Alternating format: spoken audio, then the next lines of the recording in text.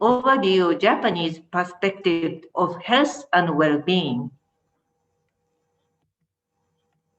Hello, everybody. I'm Junko Okura, and can everybody see my slide, PowerPoint slide? Okay. Then, overview of the Japanese perspective of health and well-being. I'd like to start with the differences between Western medicine and Oriental medicine. In Japan, same as in a lot of countries in the world, Western medicine is the main medical treatment because only those who have been educated in Western medicine can get licensed as medical doctors. In Western medicine, when medical test results deviate from the normal range, that person is diagnosed as being sick. Now look at this is the blood test result, and the red figure is the abnormal figure. And the aim of the treatment of the Western medicine is to return the numerical value of the test result to the normal range using pharmaceutical medicine and surgery. But sometimes these things happen. Uh, for example, that the test results are normal, but the patient is not well. And it sometimes Western medicine not able to cope with these cases.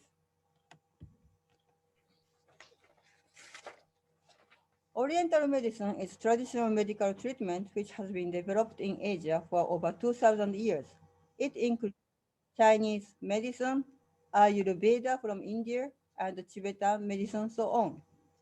For Japanese people, Oriental medicine usually means the one which was originated in China and introduced to Japan around the 5th century, and it has further developed uniquely in Japan.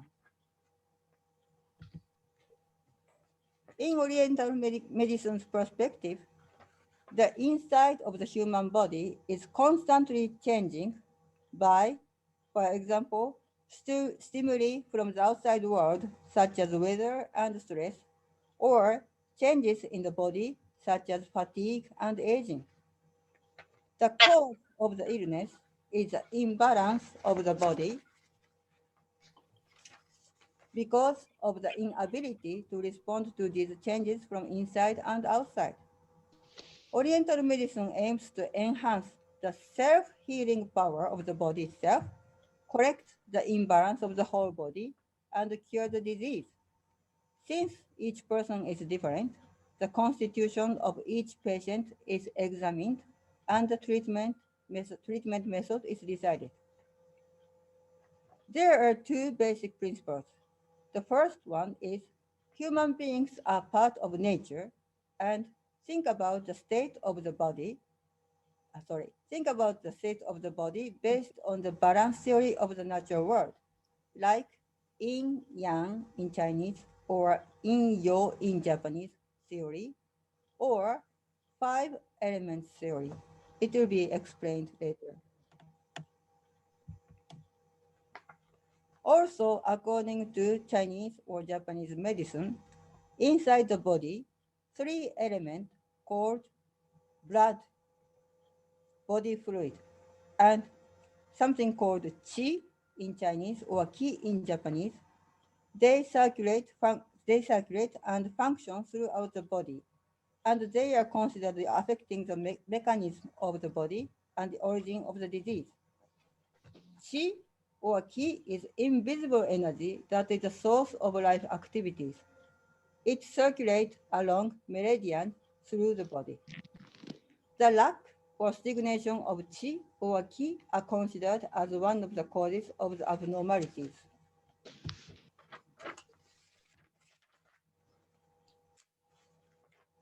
You can get treatment from Oriental medical practitioners like Chinese herbal medicine or stimulating meridians and acupuncture points using acupuncture, moxa, acupressure, and massage to adjust the flow of qi or ki.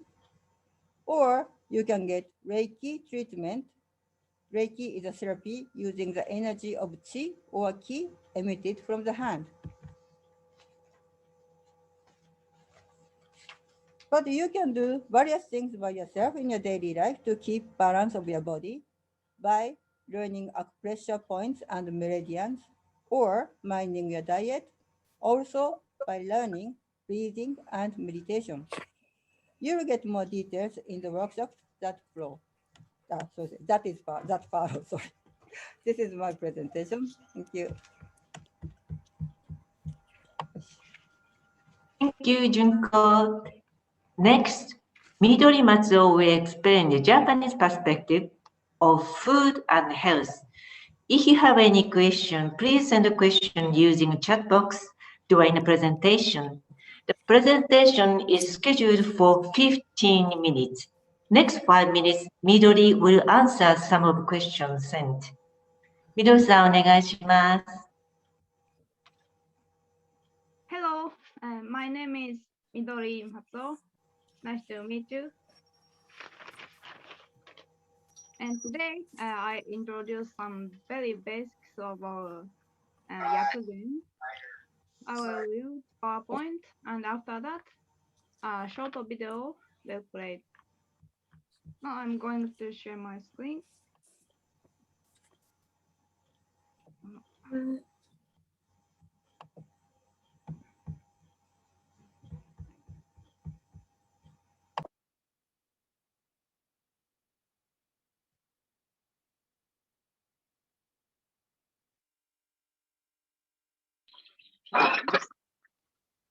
Sorry, I'm having some issues. Are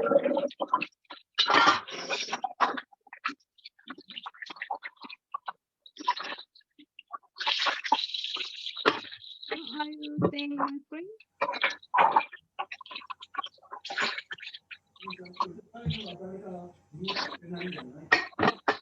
Excuse me, everybody please mute yourself. There's somebody's back noise is coming. Oh, are you? Midori-san, would you speak a bit more louder? Hi. Can you see the screen? My screen now? Yes, yes. Okay, that starts from here. And so what is Yakuzen? Yakuzen is a Japanese term which is understood as food as medicine. It's a way of eating and cooking everyday meals. Individually, yaku means medicine or medicinal. And then means meals or small dining table. In Japan, Yakuzen is commonly known as a healthy diet today. However, the idea is based on traditional Chinese medicine, which has been used for over 2,000 years.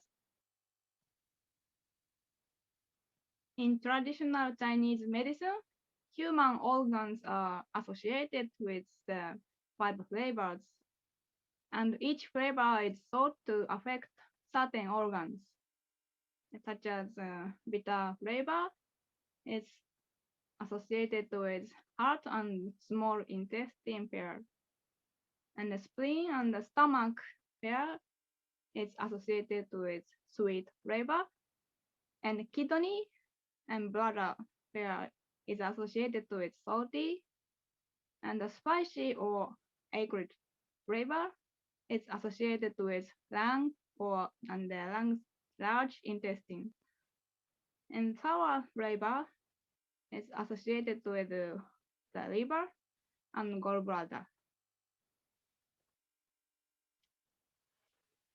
Also, the food is supposed to have ki or chi, which basically is the temperature of the flavors. There are 5 kinds. One is hot food like chilies, ginger, or garlic, raw garlic. And less hot food is warm.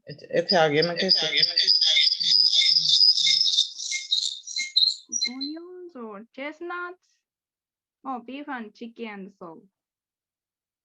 And the cool food is like fruit juice or cucumbers or aubergine.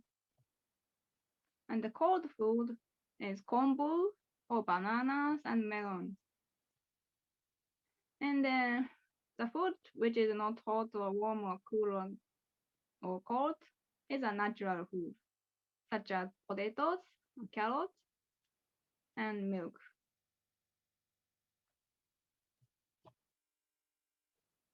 Also, all foods are thought to be associated with the pairs, the organs, and the flavors.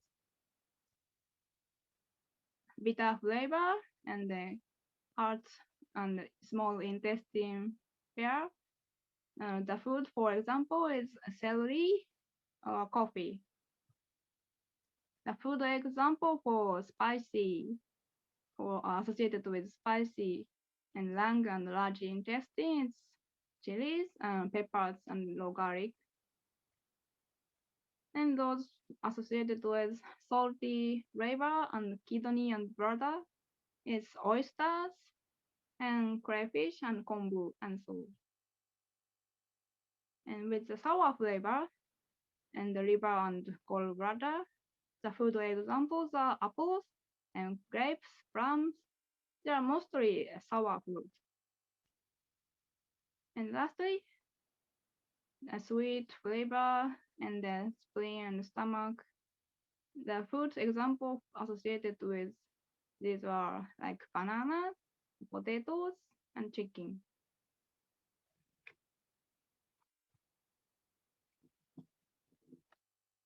Even though there are so many kinds of ingredients in traditional Chinese medicine, but today's Yakuzen cooking can be very simple. What is important in Yakuzen is to balance the flavor and the nature of food. Also, it should be based on individual health. This example is a cucumber and tomato salad. It's only 2 ingredients. Sorry. This dish is good on hot summer days or when you are having fever. The tomato and the cucumber expel heat from the body and rehydrate it. Tomato also improves digestion. Cucumber gives off excess water in the body and improves swelling and loose stool. And sesame oil cools down the body. But if you're having a diarrhea, you should avoid it. Some more cooking example is this chicken and ginger soup.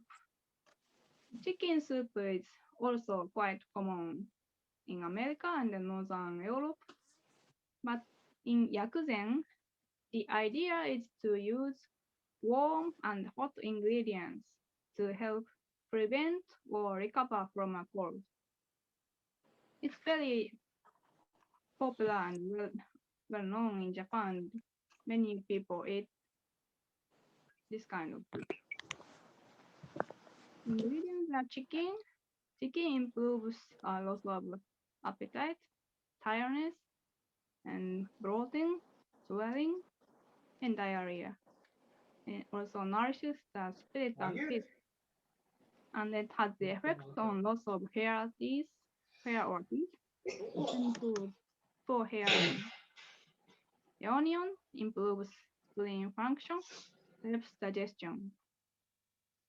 The leaves cool fever, also aids stomach pain and headache. Spring onions expel coldness on and in the body. And salt, pepper, and some sake, they stimulate blood circulation and promote sweating. And that's the last example is this potato and onion rice porridge. Potato and onion and rice, those main 3 ingredients improve spleen and stomach function. Rice porridge is a really common meal for Japanese people. In where being sick, or having a poor appetite. Rice is easy to digest and it improves loss of appetite. And potato improves stomach trouble, and the onion helps digestion. And salt has a detoxifying effect and improves fat digestion.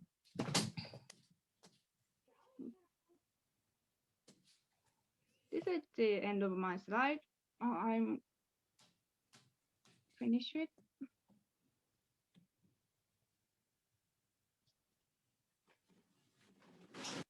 So Yeah. also prepare the video. So Sarah and Mihol, could you play my video now? Yeah. Can everybody see? Yeah. Yes. Great. I've got some white rice already cooked, This is and for the onion. mushroom.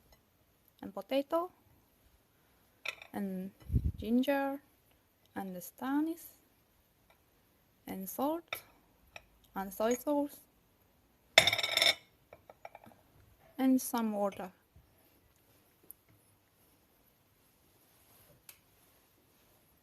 First, just put the rice on the pan.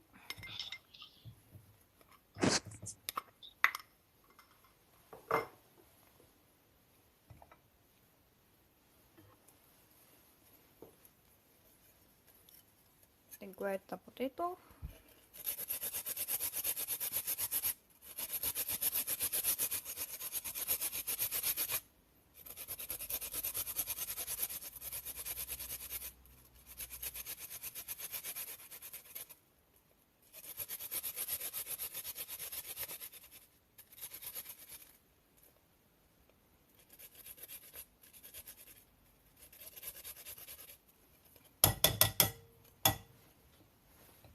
And also the onion.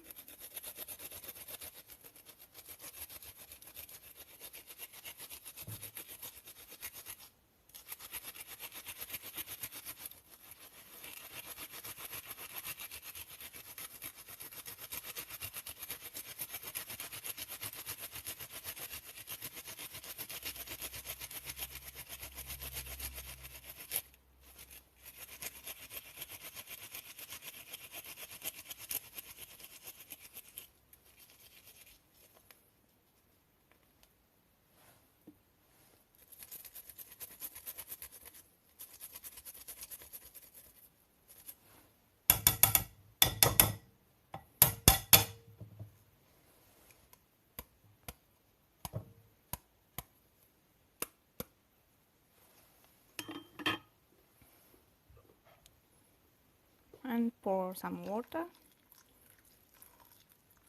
I use some hot water just to make it shorter, but you usually use just Make sure cold water. the rice is covered by the water.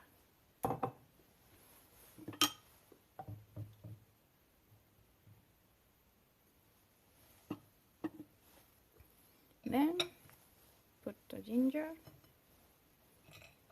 and the anise on the top.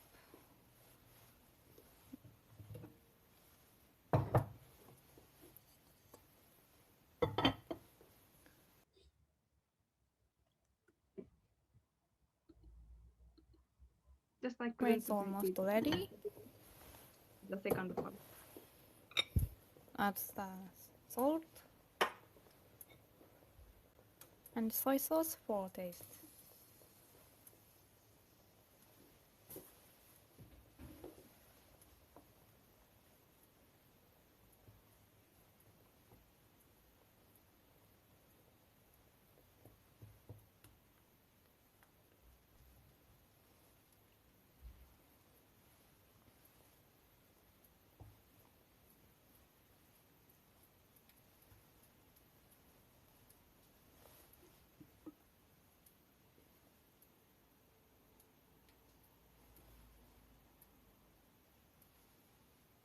And it's ready.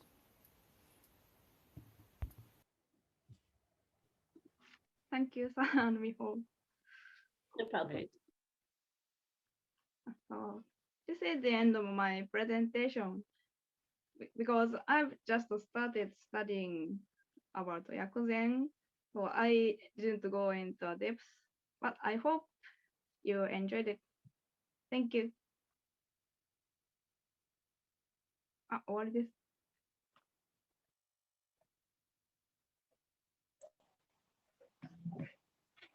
Is any questions? Jess, did you find any questions? Yeah. There was no questions in the chat apart from asking for the book references and that, you know, if we'll be able to view the video. Mostly just thank yous and well done. Right. I think we can arrange that to share the video and the book reference is that in Midori's presentation. From my presentation. If you can specify more clearly, You can use frozen rice. I don't know if who asked me. yeah. There was somebody asking about who's that? You can use any kind of rice. I used already cooked rice today, just make it quicker. But also you can start from uncooked rice or frozen rice. It just takes some more water on the time. Anything else? Can we use brown rice? Yeah, of course. But brown rice would take more time to be cooked. ありがとうございます。Okay, then let's move to the thank you, Midori. ありがとう、Midori. ありがとうございました。Thank you. Oh, thank you, Midori. It makes me very hungry. And next, Andy, Maggie, we discuss Shiatsu, acupressure as a self-treatment. Same as before, if you send your question, please send your question in the chat box during the presentation. Andy さん、お願いします。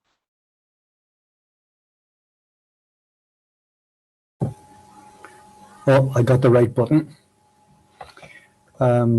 Today, I'm assuming that you know that there are meridians passing through the body and that, as Junko explained, when the ki is stagnated in the meridian, that causes abnormality. So the idea behind Shiatsu is to stimulate the points in order to get the energy flowing again. Today, we will deal with two complaints that we got directly from our staff. One is headaches, and the other one is what was referred to as kettle elbow. This is sometimes referred to as tennis elbow. Let's start with the headaches. There are 4 points that I found that are used to deal with headaches. The first one is called Hyakue in Japanese, translated into English as 100 meetings. And it can be found on, yes. And would you wait? So does anybody, a lot of people cannot see the Henry. Did you turn on the video? No, yes, we can. Yeah, it's I can see you. so can everybody see him or yeah? I see. Who? It seems like most people can see Henry. Oh, good on my yeah. Yeah, how say that? If you move the cursor to the right hand up, there's some view, and please view the speaker's view. Yeah, I think it's working now, Henry, so you can continue. Thank you. Right.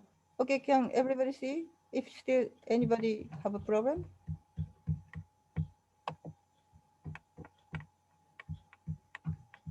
Yeah, it seems that no problem anymore. Sorry, Henry, to interrupt you.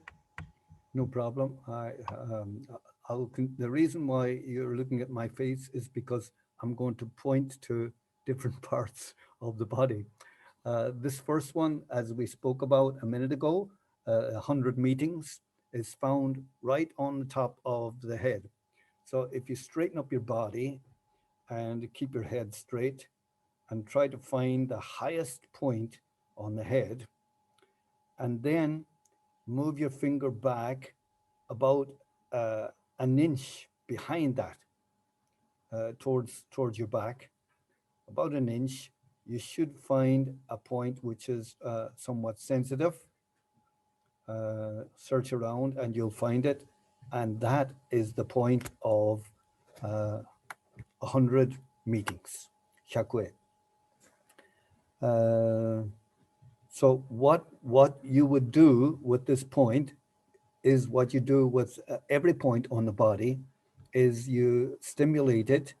And I think the way that I was taught to do it is to press it not too hard, because just having your finger on it already, the body is picking up the message, and just press it for about a count. I say a count of 10. 1, 2, 3, 4, 5, 6, 7, 8, 9, 10, which I suppose is about 4 or 5 seconds. And then I release it for another count of 10. 1, 2, 3, 4, 5, 6, 7, 8, 9, 10. And press it again for another 10, count of 10, and so on, and keep that up for maybe about 3 or 4 minutes. And that should relieve a little bit of the headache. There are 3 more points. The next one is the shoulder well. And the shoulder well can be found on your shoulders, midway between your spine and the end of your shoulder. So that halfway along there will be about here. So it's a little bit to the back, and press it and search around, and you'll find the sensitive part. And that is your shoulder well, in Japanese, kensei. It's quite sensitive, so be sure not to press it too hard. That's the second one. The third one, is quite common. A lot of people know it. It's in between the index finger and the thumb. And you can find it if you realize that there's a bone here on the index finger. This bone, halfway along, is the point we're looking for. Halfway along this bone. And it's found halfway between the thumb and the index finger bone. So about there, halfway along, and you should find it. So halfway along this bone, and right in the valley. And actually the name of it is called meeting valleys. This is the meeting valleys. So you would do the same thing with that. And the last point is also on the back of the hand. And can you see these 2 knuckles? The knuckle of the, it's these 2 knuckles. The knuckle of the medicine finger and the knuckle of the little finger. The distance between these 2 knuckles. Henry, your volume. Volume? I can't control the volume. Can anybody control the volume? There we go. You're back. It's okay, is it? Yeah. Good. The distance between these 2 knuckles is the same distance back here where you find the point. Plus, it's a wee bit further down, a little bit further down than the distance between these 2 knuckles. So that would be about there. And you should find a sensitive point there. And that's the final one for your headache. That's the 4 points. So 100 meetings, shoulder well, the meeting valleys, and the last one actually has a difficult name. It seems to be Nagisa, which Japanese people might understand what it means.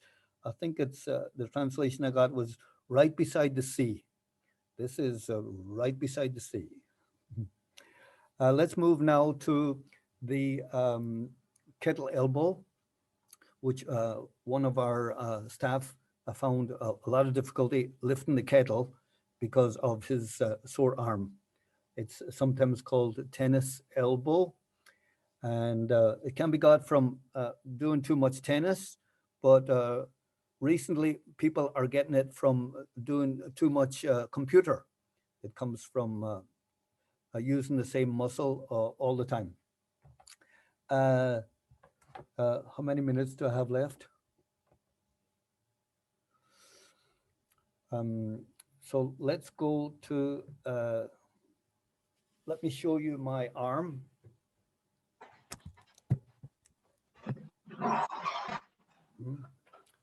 The important point, the important thing to realize, I don't know if you can see it, but if you look at your own arm, you'll discover that by bending your arm back like this, you get a crease.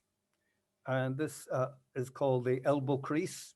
So based on this, we can find a lot of the points which are good for relieving the tennis elbow or kettle elbow.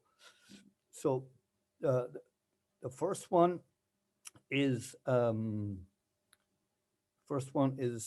here. If you can see my finger, and this is right on the crease itself, down towards the bottom of it. There's a kind of a valley there, and that is the first point, which is called the bend pond. It's a kind of a pond or a pool where negative energy is collected, and it's found on the elbow. The elbow, of course, is the bend. So the bend pond. The next one is about 1 inch down from that. It would move like this. So that's about 1 inch, and down in the direction of your hand, 1 inch in the direction of your hand, and you'll find another one there, which is quite sensitive as well, very sore. That is called the arm 3 miles. Arm 3 miles. And I think the 3 miles actually counted from here, 1, 2, 3. But it's the arm 3 miles. And the next one then is round the back, and it's about 1 inch up from your elbow, the point of your elbow, about here, about 1 inch, and you'll find it in between 2 tendons. There's 2 big tendons there, and it's right in between, about 1 inch up from the shoulder. Is that them all? I think that's them all. 5 minutes more. What's it? Is time up? No, 5 minutes left. Well, how many minutes? 5 minutes. Is that for questions or for my explanation? No, your presentation. Very good. Well, there's one more point here, if I can find it. It's called cubic marsh. And the cubic marsh is actually, even though the last 3 points that I taught were all on the large intestine meridian, all of them, this final point is on the lung meridian. And it's found, if you can remember where the first point was, which was the bend pond, that was down here. You can see that. hard to see. That was Bend Pond. And Bend Pond, as you remember, was on the fold, on the elbow fold, and just about half an inch up from that. Sorry, if you can see it there, half an inch up from that, along the fold, on the fold again, you will find the cubic marsh. So all of these points will be stimulated the same way as we explained at the beginning. Hold it for about a count of 10, and then release it for a count of 10, and continue that for 2 or 3 minutes. And I think if you have a very sore elbow, you might have to do that a couple of times during the day. I think that's the only thing I have to say, except that all of these points, although they're good for headaches and for pains in the elbow, they're also very good for various things. For example, the Bend Pond is very good for constipation, and also good when you have some skin problems. That's the end of my talk today. Might be some questions. I'll try to answer them. Yes. Any questions? Because Zoom kicked me out of the blue, I can't see anything in the chat anymore. So I really, really apologize for that. I'm not sure what That's okay, happened. Jess. How said, not any questions, but there are some comments that that person feel nausea. Wait, that the comment moves. Someone feels nausea pressing on the right hand point. Henry, any comment about it? Sorry, nausea on the? If Yes. Well, actually, when you get a headache, a lot of people actually get nausea as well. And the point for the nausea and is found, the point for the nausea is a very important point, actually used for many things. It's found, if you can see this crease on the wrist, you measure it from the crease on the wrist, and you put in 2 fingers like that. And at the end of the 2 fingers, about here, you should find a point right between 2 small tendons, right between 2 small tendons again. So this is called the Naiguen, and in Japanese it's called Naikan. So it's that's very, very important for a nausea. We have another question from Sinead. Is there any videos you would recommend on YouTube, for example, for this topic? No, I don't know anything about YouTube. Henry learned all these acupressure things from a book in Japanese books. So he read all the Japanese books about this acupressure point. Yeah, but I'm sure there's probably very good YouTubes, because everything is on the internet these days.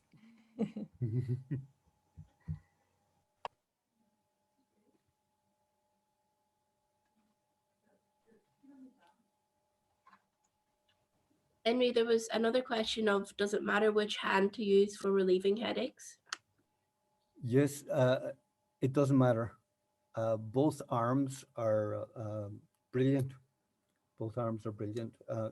The head, of course, is yeah, both hands. You can either use either hand, or you can use both hands. Do them alternatively. No problem there. And somebody else asked, is there any They said what kind of skin problems. I think they mean, are there any kind of points for skin problems? Yeah, well, there are many points for skin problems, but that'll probably take another day.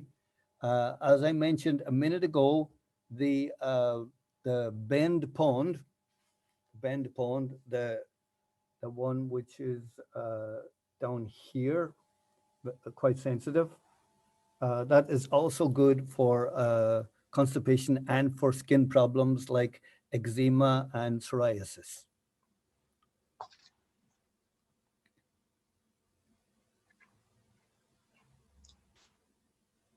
Is any questions? It's okay. Okay, thank you very much, Andy. Next, so we keep going. Next, dear Kota will talk about Reiki. And same as before, please send your question in the chatting box. Dear, お願いします。Hi. Hi everyone, my name is Rie Kotza, and today I'm going to talk about Reiki. So can I share my screen?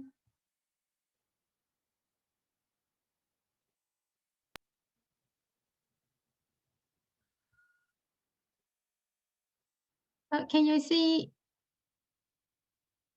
this slide? Yeah. Okay.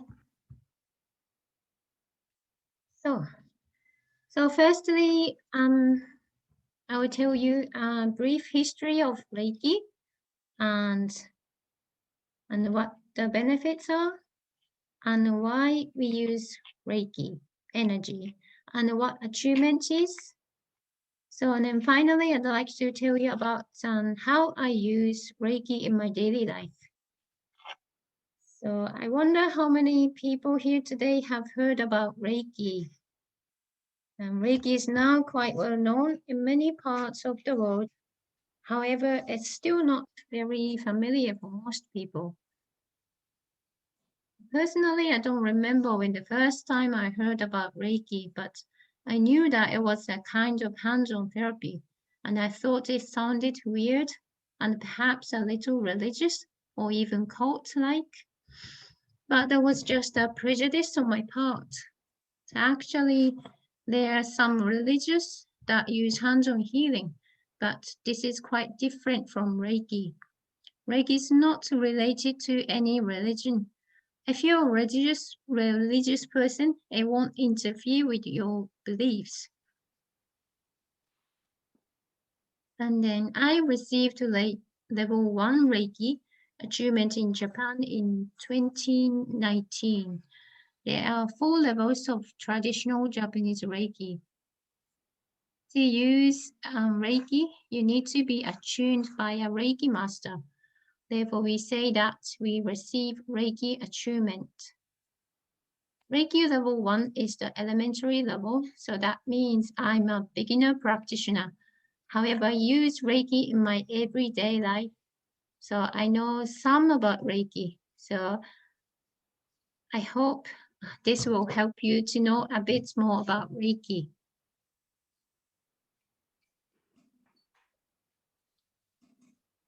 And about history, so Reiki originated in Japan. The word Reiki itself has been used in Japan for more than 1,000 years.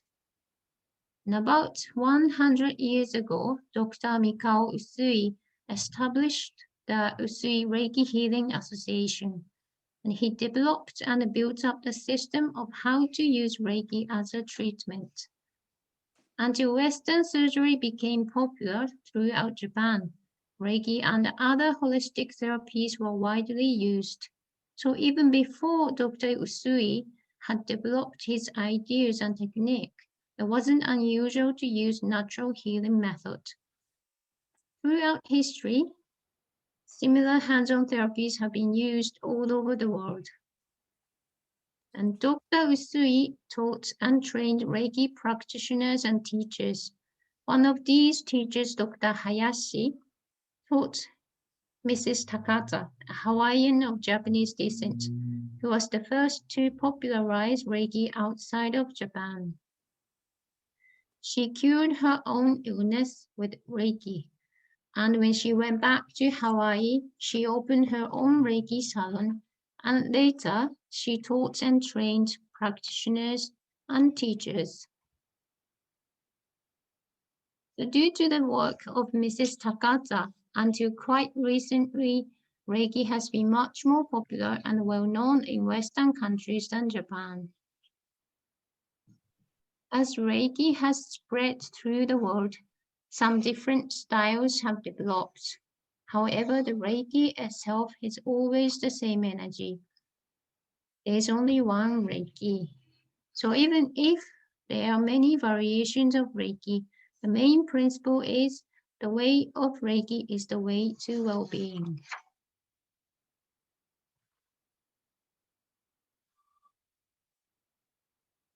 So next, talking about what are the benefits. So first of all, why do we use Reiki? So what's the benefit using Reiki energy? There are a number of benefits to be gained. Reiki can relax you when you're stressed. It brings about deep relaxation and centers your thoughts when you're confused, calms you when you're frightened, and also energizes you and stimulates your immune system as well. And these benefits bring you more benefits and rebalancing you at physical, mental, emotional, and spiritual levels, and getting healed at all levels, all those levels of your body. The hands-on therapy with Reiki is just a doorway to peace of mind. Through Reiki practice treatment, we are healed through different levels. First, the body is healed, then the mind, and finally the spirit. It rebalances the whole your body. So next, look at the kanji characters.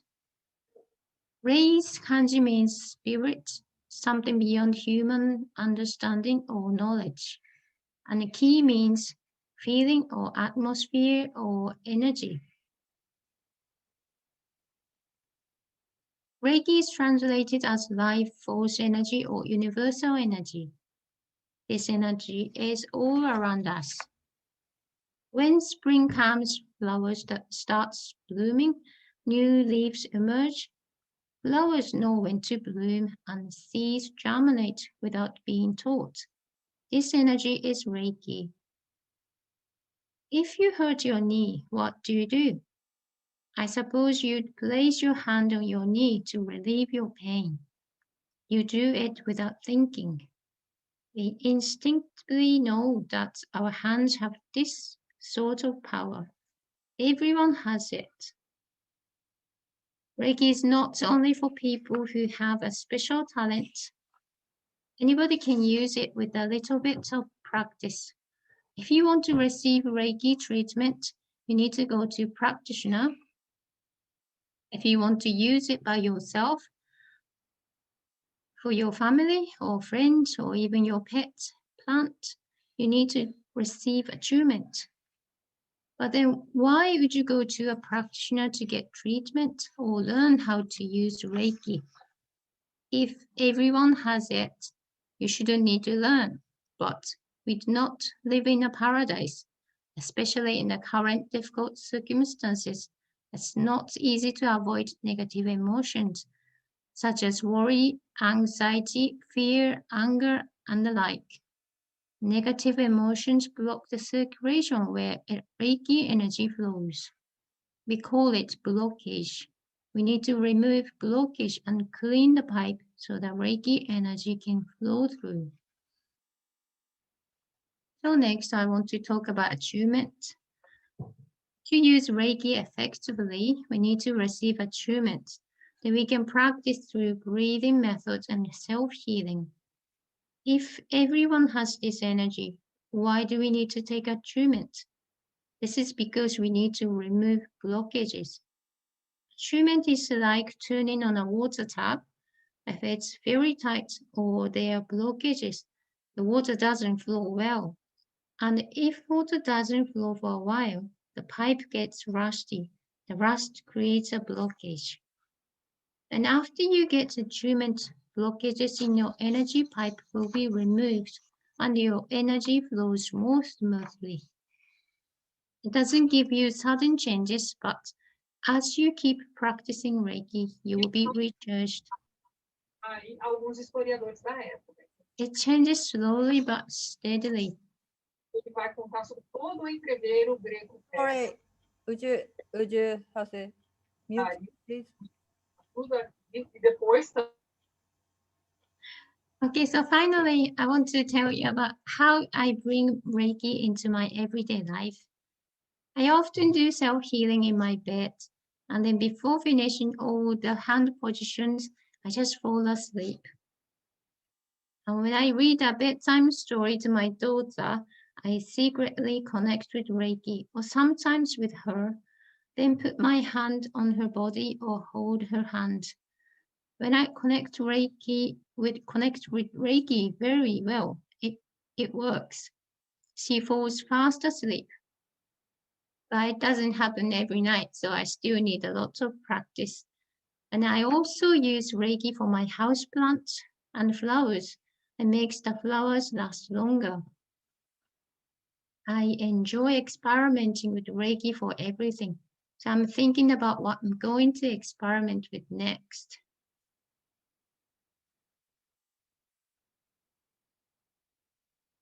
And I've been talking about Reiki today, who started it, how it spread throughout the world, the benefits.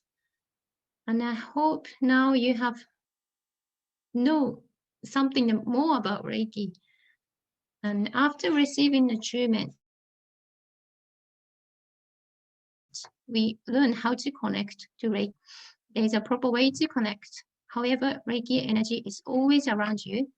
And sometimes you just connect to it without noticing.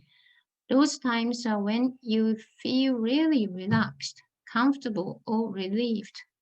That's the feeling you get when you're connected with Reiki. So try to find the things that make you feel relaxed. Remember, when you feel relaxed, you're more close to being with Reiki. So even you haven't received attunement yet. So Reiki could be a help to people who are living in the current stressful and difficult circumstances. So finally, I'd like to demonstrate simple breathing with a bit of Reiki essence. If you'd like, please join me. And then I will put the music on. But before the music on, the breathing images like that is slide. So sit straight to let the Reiki energy flow smoothly. And if you're not comfortable sitting straight, that's okay. And feeling comfortable is more important. Just sit and relax. And then soften your neck and shoulders and your whole body. And then can I stop share then?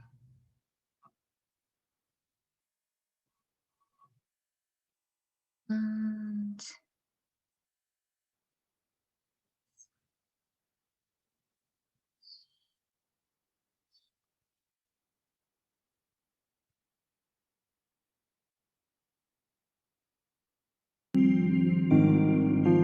can you hear the sound?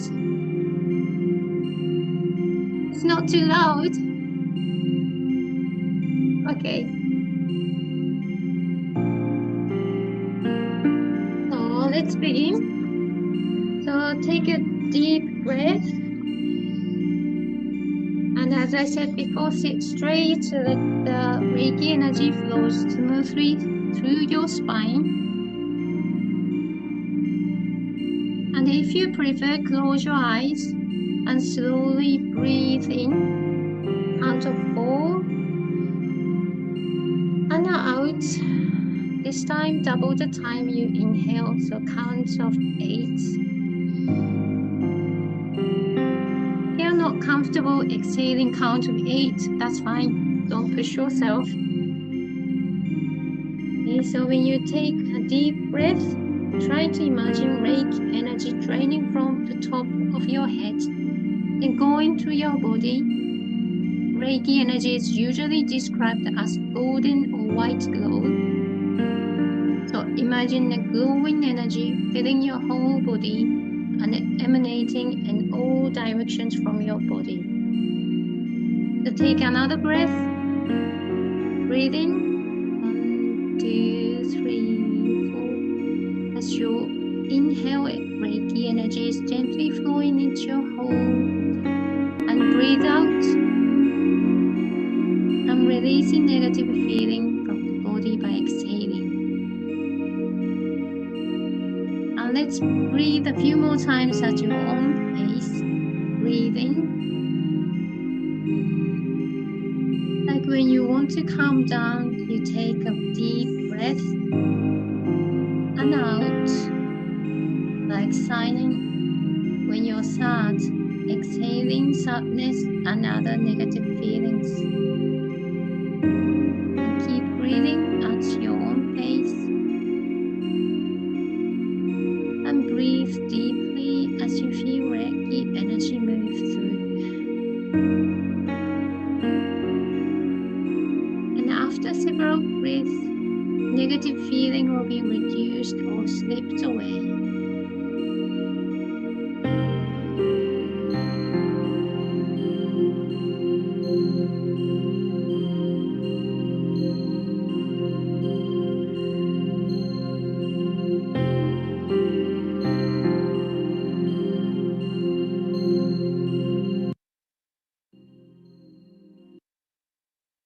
How is that? I just stopped the music, but the short breathing method. But if you want to just keep practicing, maybe when you wake up or before you go to bed, or even, you know, if you're a busy mom or even dad, you know, when you go to toilet, you know, just your own room. Just, you know, hope you find like some serenity in a day with Reiki energy, and the feeling of serenity will charge your energy slowly but surely. So I hope you enjoyed this presentation. So that's it.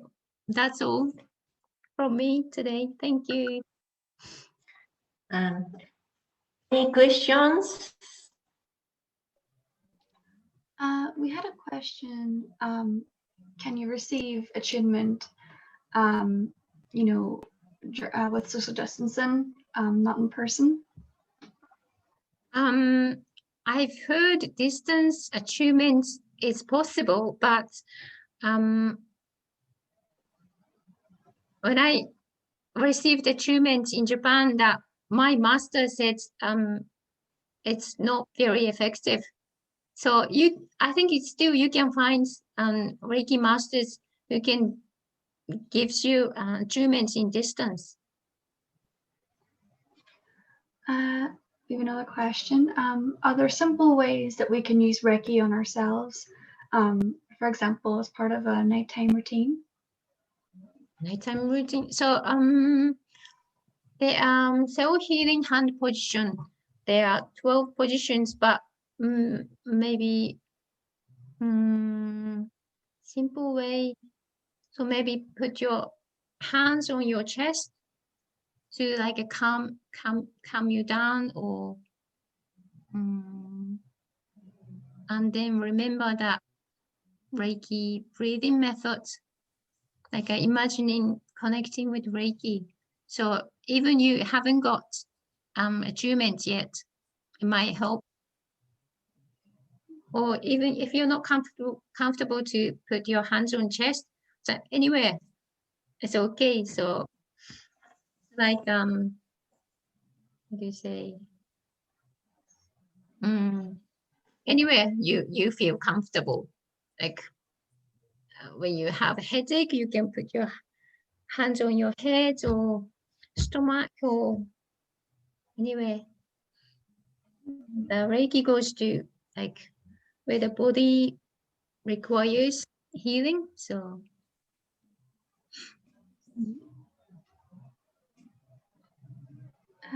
Yeah, the rest of the questions are just thanks and for relaxing. I think we're done with the questions for now.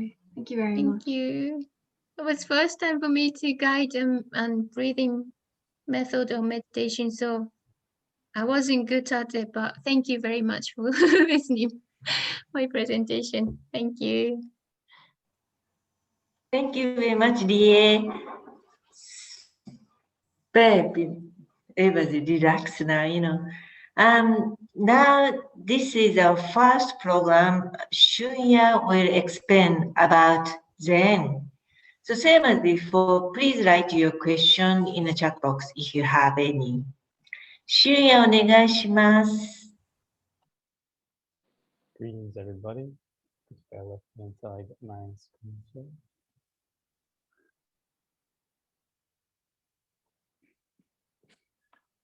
Yeah. Sorry, Elaine has raised her hand. So, do you have a question? Oh, sorry. No, it's fine. It's fine. Go ahead. I'll give you some time after the Shunya's presentation. That's okay. Yeah, no problem. Sorry, Shunya, go ahead. Yeah, I'm just trying to figure out how I get the presentation up.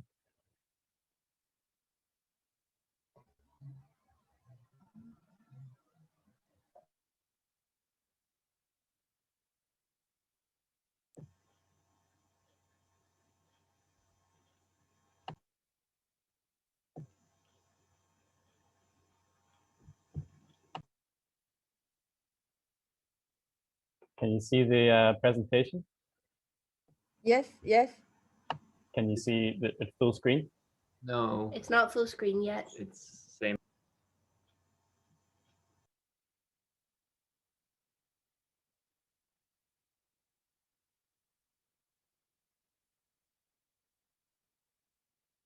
Okay, I think I found it. How is it now? So just the PowerPoint. Might have to stop sharing and then reshare with the PowerPoint already open.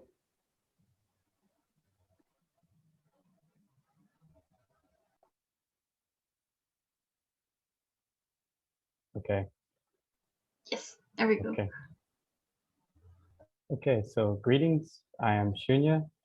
I've been given the tremendous and possible task of telling you all about the vast topic of Zen in 15 minutes, and slightly less now after my technical issues. So it will merely be a taste, an exploration into the origins, masters, irrationality, and practices of Zen. The origins, we will be going back 2,500 years ago to an event called the Flower Sermon, the Buddha's greatest teaching. We'll be looking also at the origin and meaning of the word Zen. The masters, we will be meeting 4 Zen masters. The irrationality, we'll be talking about how Zen is beyond philosophy and beyond religion. And finally, we'll finish with the practices of Zen. So that's just what I was talking about. So introducing our cast. In order to tell our story, we need to first meet the characters.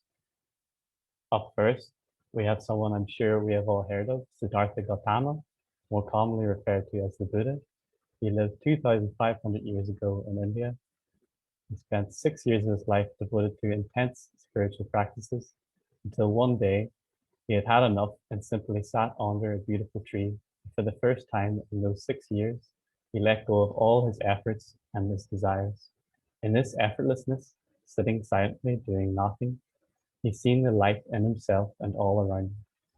After this, many thousands became disciples of his and traveled with him, listening to him speak and following his instructions. And we see here that Buddha simply means the awakened one in Sanskrit. So Buddha is a title for anyone who has recognized their Buddha nature, which is the perfect awareness, this divine light Buddha saw in himself and in everything. The teaching of Buddha nature is central to Zen, and Zen insists that we are all Buddhas, so congratulations. Next, we have 3 Zen masters, all with very cool names.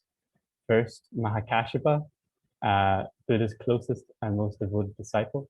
1,000 years later, we have the Buddhist monk Bodhidharma, credited with bringing Buddhism from India to China, and also in training the Shaolin monks, if anybody's familiar with them. And then another 700 years later, we have the beloved Dogen, one of the first masters to bring Zen from China to Japan. He wasn't the first, but he's definitely my favorite, so that's why I have him here. And now the story of the flower ceremony. One day, Buddha comes to give his daily discourse in front of his 10,000 disciples. He comes with a beautiful flower in his hands and sits down, gazing gently at the flower, sitting silently, doing nothing. There was a great silence, and then as time passed and Buddha remained still, his disciples became restless, fidgeting, thinking, what is he doing? When is he going to give us his teaching? And then one disciple, Mahakashyapa, laughs. Buddha calls him over, gives him the flower, and says to the assembly, what can be said, I have said to you, and what cannot be said, I have given to Mahakashyapa. This was the direct transmission of the highest teaching of Buddha, the ineffable message, no word, no scripture, no theory, only silence. This moment was the birth of Zen, of the Zen tradition, which is passed down from master to master to this day, and this is why my talk is impossible. Here I've made a visual representation showing the movement of this ineffable teaching of Buddha, which moved through China to Japan. We see in China the yin-yang symbol, which is representing Taoism, because Taoist teachings that were present in China got mixed up with Zen and got mixed up with the teachings of Buddhism, and this is what became Zen. So here in the same map shows us how the word Zen came to be. I've called this slide Zen and the M words because I find the terms meditation and mindfulness to be inaccurate. The word Zen originates from the word dhyana in Sanskrit, which we can see here written in India in the orange. And dhyana means to see, comes from the verb to see. In the West, along with the word Zen, it has been translated as meditation. I believe this to be a poor translation as the two words have very different meanings. Meditation comes from the root meditare in Latin, which we can see written down in the bottom corner, and it means to think, to ponder, or to devise. The modern definition of the word meditation in English is to focus on a particular object. Instead, the Chinese and Japanese, being much wiser, realized that this word, jhana, had no equivalent translation, which did justice to its meaning. Instead, we see the word change just slightly and how they would phonetically pronounce it. So it changed from jhana to chana in China, and then they dropped the N, which became Chan, and then the Japanese pronunciation of this was Zen. In the story of Buddha's enlightenment and the story of the flower ceremony, Buddha is not pondering or thinking or concentrating. He's simply sitting silently and doing nothing. This is what the Zen people call a state of no mind, consciousness beyond thought. Hence, I use the term no mindfulness as opposed to mindfulness written here. I feel an appropriate translation of jhana and Zen is awareness or witnessing, connected to this root of seeing, a much simpler thing than thinking or pondering. So leading on from no mind, here we have an image of the only Buddhist relic that I own, which is a headless Buddha statue, which was a mere accident that happened, but I thought it was quite funny. And to recap on some of the words we have met, although they're all different, I believe they're all representing the one simple thing. And I think even you could put Reiki in here, as we heard. It's very similar. So we have no mind, which is consciousness beyond thought. Buddha nature, this is the perfect awareness inherent in all things. And then Buddha nature is equivalent to no mind or emptiness. In Sanskrit, this is shunyata. I think a better word than emptiness is spaciousness. And here I've written 99% of all matter is empty space. because if we look at physics and quantum physics, we come to the same conclusion as in Buddhism. So, and now I have a humorous story about a Zen master called Tian Ran, illustrating Zen's movement beyond religion. So, one frigid, cold winter evening, Tian Ran was staying at the Hui Lin monastery. Shattering with cold, the master took one of the wooden Buddha images from the altar and burned it in the stove to warm his backside. When the temple director saw this, he was shocked and exclaimed, "How can you do such a ruinous thing?" The master replied, "I'm collecting holy relics from the ashes of the Buddha's image." "You blockhead, how could a wooden statue have holy relics?" retorted the other monk. "Then please hand me another, it's a cold night," replied Tian Ran.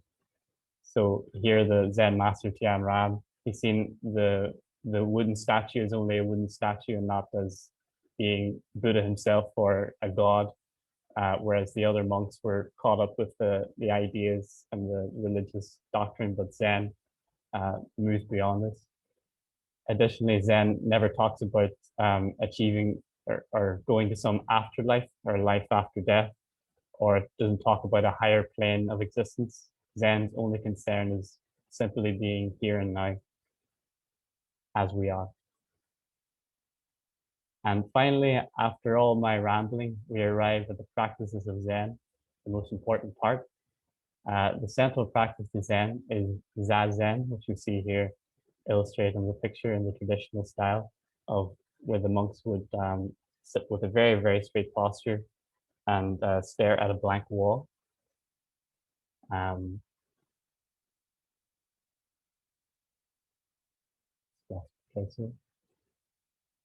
So the central practice of Zen is this practice Zazen, which literally means sitting Zen, or in my translation, sitting awareness.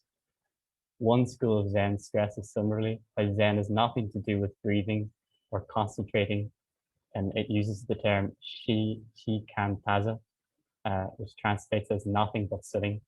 So not doing any specific effort or practice, but just sitting. I feel like the Zen poet Basho sums it up beautifully here in this haiku, which is sitting silently, doing nothing. The spring comes and the grass grows by itself. The grasses need not put any effort into their growth, their flowering, their awakening. It is their very nature to do so. Similarly, we need not put any effort into our awakening because it is our very nature, our Buddha nature, as Zen tells us. All there is to do is to be natural and to wait deeply at ease. Zen's very effort is to be effortless. Then we arrive home here and now. But Zen, or as we've seen, a good translation of it might be awareness. It's not only limited to sitting, so we don't need to be sitting down to practice this. It's simply a quality which can be brought to everything that we do. So traditionally, we have other practices in the Zen tradition, like Ritsu Zen, which means standing Zen, where monks would just stand still, quite similar to some Qigong practices, where they really try and embody being a tree in this deep stillness. And then we also have Hoku Zen, which translates as walking Zen. And this is what the monks would do in between practicing Zazen, which is simply just being aware of the soles of our feet whenever we're walking, just a very gentle awareness of this. We also have koans, which are like riddles, which acts as a self-inquiry, which helps us gain insight. That's a whole other subject, so I haven't talked much about it. And then we also have art, poetry, drinking tea, the tea ceremony, cooking, cleaning, martial arts, and everything else. So Zen is compatible with everything. And I will leave you with this, the word samasati. You are one with the stars, the trees, and the sky and the ocean. You are no longer separate. The last word of Buddha was samasati, which means remember that you are a Buddha, samasati.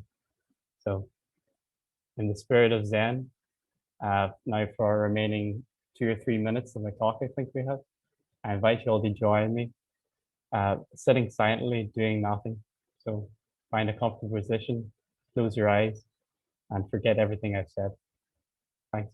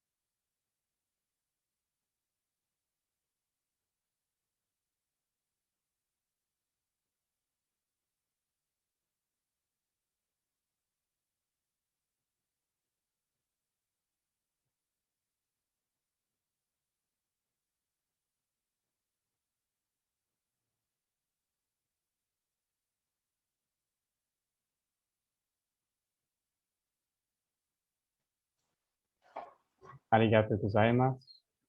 Samasaki.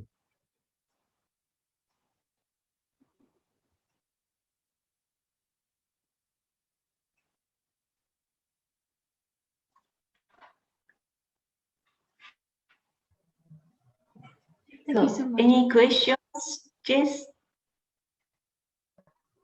We had one question about koans, but Shinya has already explained that it was like riddles for introspection.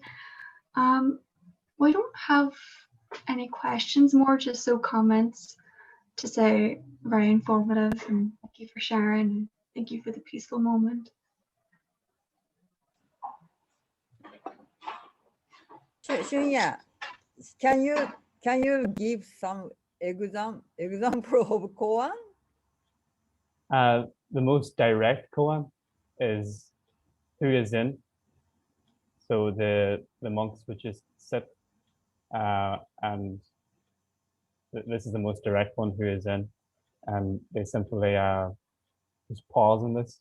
This is actually in kind of a contrast to the sitting silently doing nothing, because it involves actually doing something. So it belongs to a different school of Zen. But in this, we actually do focus on something, and we focus on this koan.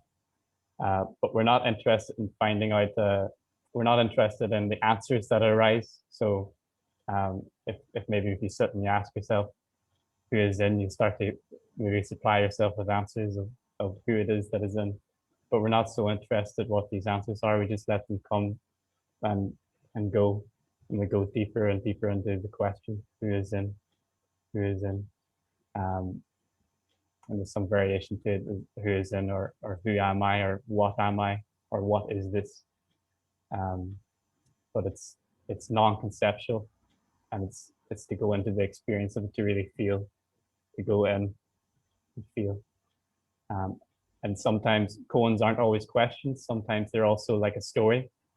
So even the story that I told you about the monk burning the wooden image, this could be seen as a koan, because it's something to kind of, it doesn't make sense sometimes in the mind. A very short and famous one as well is, if you see the Buddha on the road, kill him. This is a very famous one from Zen. Or another one is is a discourse between a master and a student, where the student asks the master, "Do dogs have Buddha nature?" And then the master replies, "Wu," which in Chinese I think means nothingness. It means shunyata. It means emptiness. So the practice of koans is just to, or another famous one is, what is the sound of one hand clapping? So to these situations or these things, it's something which the mind can't comprehend. So eventually, if you keep going into it and going into it, then eventually the mind breaks, and then there's an insight. So Yakuzen is a koan which I would recommend because it's the most direct. Thank you very much. Thank you very much, Shunya. So then our all programs are now finished. Now we will have a few more. ひろみさん。はい。すいません。How say the Ellen is how say she's a Reiki practitioner, and so she wants to do some comments. Ellen, would you speak up briefly? If anybody has any questions, I'd be happy to answer anything that you would like. I've been doing Reiki now since 1997. I started my Reiki journey when I was living in Galway, and then I received my next levels over the course of a few years, a year between each other. I then got the opportunity a number of years ago to go to Japan myself. So I spent time on Mount Kurama, where Usui became enlightened. And I also visited Tokyo, where Usui himself is buried as well. Spent 3-4 months in Osaka, Kyoto, and Tokyo. And I worked alongside the Reiki Association there. So, Anybody? Any questions? I know that you do the Reiki. You give Reiki treatment. Yes. But are you open to teach? Yes, I'm a teacher. If people gather and make a circle group and learn or do more Reiki, or I open. I do. Well, at the moment, because of COVID, we can't really do anything together. But generally, what I would have done in the past is do Reiki share. So, for example, I would invite people to my home, and we would discuss Reiki. We would give treatments to each other. Anybody that has, been attuned to Reiki itself. So, during those sessions, it would be a chance for people to come together and experience Reiki maybe for the first time, get a nice introduction to it. Right. Reiki you can also do from a distance, which is very beautiful, using 3 symbols, 3 very important symbols. We can send distance healing to anybody in the world at any time. Can also send Reiki back in time to heal situations. For example, if someone has childhood trauma of some description, you can go back in time and send the healing towards that particular moment. Wow, thank you very much. So there are a big possibility of Reiki. So if you want to learn more and something, the Northwest Japanese Cultural Group can arrange that the course or regular course or short course or the meeting that it depending on the the COVID situation, but the future dream. Thank you, Ellen. No problem. You're welcome. I have a question about Reiki. Could I? Okay, go ahead. Okay. I'm just wondering, what does attunement involve? What does the process of attunement involve? So not everybody is having the Reiki, so you need to have a teacher to attune you to it. Okay, so basically it's an opening of the energies because Reiki comes from the divine. So it comes down through you from this, your top chakra. So I would do a special ceremony to open those energies up and to give you the energy through to you. That's the best way to describe it. It's very difficult because it's kind of, we keep it very, we don't secretive.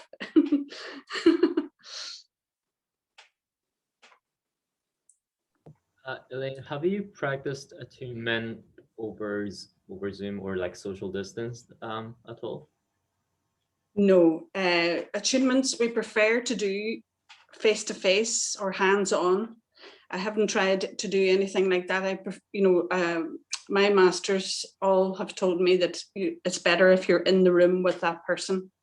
I can do the distance healing from afar. So for example, if you were looking for, to help with a headache, for example, or if you have a pain in your back or any of those kind of issues, we can send distance healing with no problem there. You can be, and you don't have to be in the same room with that one. Anything else? Anyone wants to know? Okay, thank you, Elaine. Then Hiromi-san, would you continue, please? No problem. Hi. Now, we'll have a few words from, chairperson, Christine. Christine, Okay, yeah. So good afternoon, everyone. This has been a very informative and interesting afternoon organized by the Northwest Japanese Cultural Group. And this has been the first such event focusing on well-being issues, which is very appropriate because more and more people are thinking about how they can begin to use self-care in these strange days. Many of us realize the importance of doing activities, taking active steps to keep ourselves physically and psychologically healthy. And this afternoon, we've been introduced to quite a range of activities. So I think there should be something for everyone. And Mick and I actually feel it would be a good idea to run several or similar further sessions in the future. And a very big thank you to all of you who have given demonstrations and talks. It is not at all easy to do such public presentations using Zoom when you can't actually see most of your audience. So very, very well done to each one of you, and particularly to those of you who may have been very, very nervous. So well done.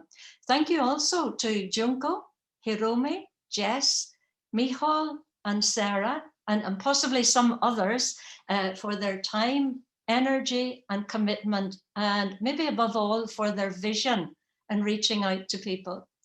And hopefully I haven't forgotten anybody.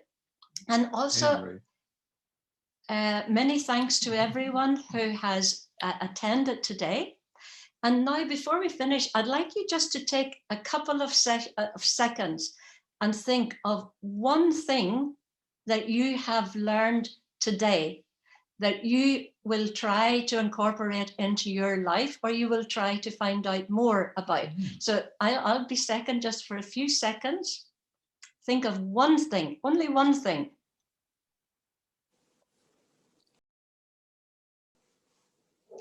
Okay, and if you would like to write that in the chat, and that will be useful for us to be able to have a look at later to see maybe we could do further sessions on those particular aspects.